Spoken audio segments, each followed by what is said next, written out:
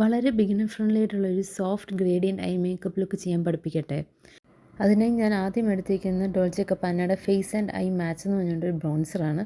അതിനകത്തിൽ 2 shade medium, light medium എന്ന് പറഞ്ഞിട്ട് 2 shade mix ചെയ്തിട്ടാണ് ഞാനിവിടെ ലിഡിൻ്റെ മണ്ടയ്ക്കും പിന്നെ ക്രീസിലും ഇതുപോലെ ലോവർ ലിഡിലും അപ്ലൈ ചെയ്ത് കൊടുക്കും.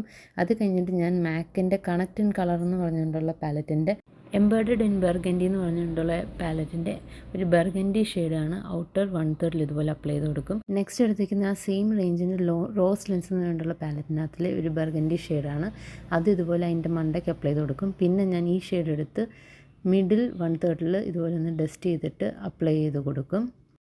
നെക്സ്റ്റ് വീണ്ടും എംബഡഡ് ഇൻ ബർഗൻഡി പാലറ്റിനകത്തിൽ ഈ ഷെയ്ഡ് എടുത്ത് ഔട്ടർ 1/3 ഇതുപോലെ അപ്ലൈ ചെയ്ത് കൊടുക്കുന്നതാണ്.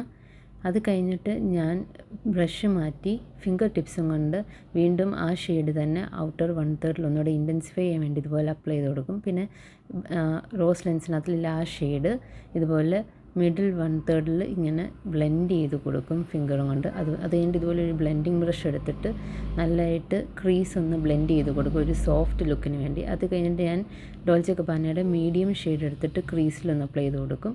അത് കഴിഞ്ഞിട്ട് നമ്മൾ ആദ്യം എടുത്ത പാലറ്റിൻ്റെ ബർഗൻഡി ഷെയ്ഡ് ഇതുപോലെ ഒന്ന് കയ്യിൽ എക്സസ് ടാപ്പ് ചെയ്ത് കളഞ്ഞിട്ട് ഇതുപോലെ ക്രീസിൽ നല്ലപോലെ അപ്ലൈ ചെയ്ത് കൊടുക്കും. ഇനി അപ്പർ ലിഡ് ചെയ്ത് അതുപോലെ തന്നെ നമ്മൾ ലോവർ ലിഡിലും ചെയ്യും. ഇതുപോലെ ഒരു പെൻസിൽ ബ്രഷ് എടുത്തിട്ട് ആ ഡീപ്പ് ബർഗൻഡി ഷെയ്ഡ് എടുത്ത് ഇതുപോലെ ലാഷിൻ്റെ അടിയിൽ ചെയ്ത് കൊടുക്കും.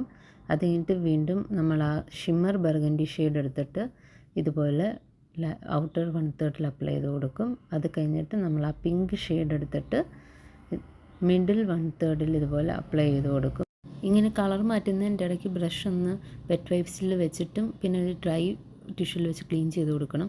അത് കഴിഞ്ഞിട്ട് നമ്മൾ ഏറ്റവും ലാസ്റ്റിൽ എടുത്ത ഷെയ്ഡ് എടുക്കുക ബ്രഷിൽ ഇതുപോലെ. എന്നിട്ട് എക്സസ് ഇങ്ങനെ ഒന്ന് ജസ്റ്റ് ഒന്ന് ടാപ്പ് ചെയ്തിട്ട് നമ്മൾ ലോവർ 1/3 ഇതുപോലെ അപ്ലൈ ചെയ്ത് കൊടുക്കും. അത് കഴിഞ്ഞിട്ട് ക്രീസിലും പിന്നെ ജസ്റ്റ് ഒന്ന് ഇൻറ്റൻസിഫൈ ചെയ്യാൻ വേണ്ടി ആ ഏരിയസിലൊക്കെ ഒന്ന് അപ്ലൈ ചെയ്ത് കൊടുക്കുന്നതാണ്.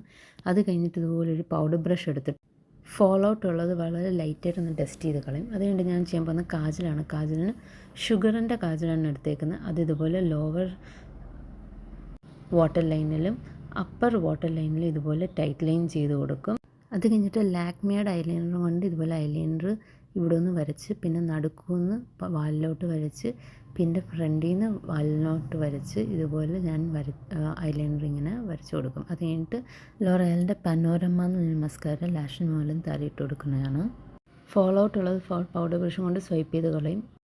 അങ്ങനെ എൻ്റെ ഐ ലുക്ക് കംപ്ലീറ്റ് ആയിരിക്കുകയാണ്. ഈ ലുക്ക് ഇഷ്ടപ്പെട്ടെന്ന് വിശ്വസിക്കുന്നു.